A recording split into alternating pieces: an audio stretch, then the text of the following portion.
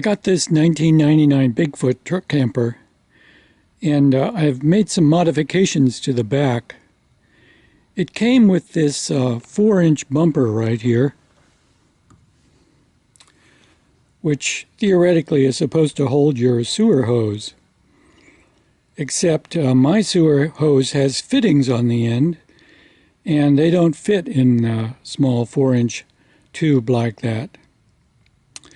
So I decided to make an addition to the bumper, and I got this 5-inch square aluminum tube that's 5 feet long. I got that on eBay, and with shipping it came to about $100.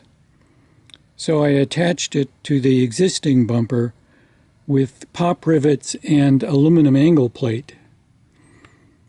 And on this end, I put a door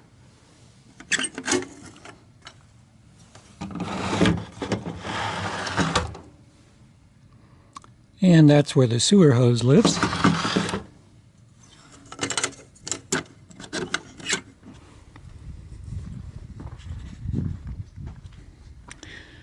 And the other end is closed off. I also didn't like the way the stairs were mounted.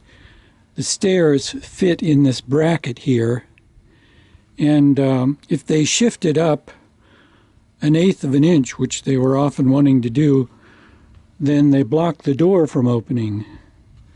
So the only way out would be out through the escape hatch over the bed, and then you come down this ladder, which is something you don't really want to have to do first thing in the morning when the camper's all covered with dew or it's raining.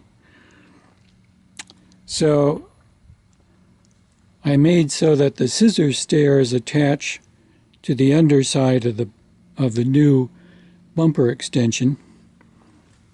And there's 2 bolts that come down, and then it attaches with wing nuts on each side.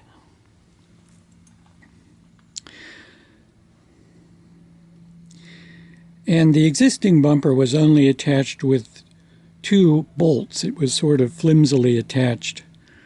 So I attached it more on the underneath, and I also put these turnbuckle attachments on, and these do a lot to hold it steady. And they connect to the where the jack is bolted to the camper. I also replaced all the lag bolts with stainless steel bolts and put silicone O-rings under the bolts to help seal out moisture.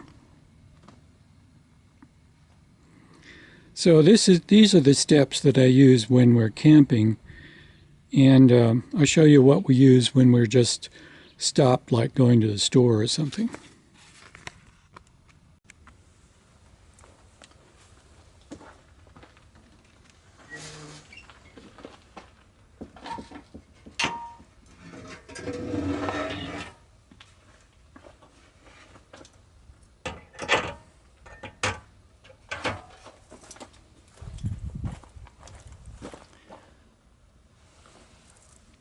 So that's the temporary step for just casual stops, made from the top of an old aluminum ladder.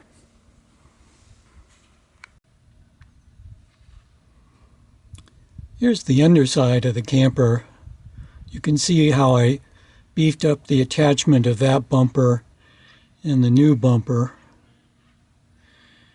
And I didn't like that the underfloor area of the camper wasn't ventilated. That's where the holding tanks are. And so I went to a boat store and got a couple of deck hatches that I installed with some screening to keep out insects. And when it's rainy or cold, there are 2 lids that screw into the openings and close them off.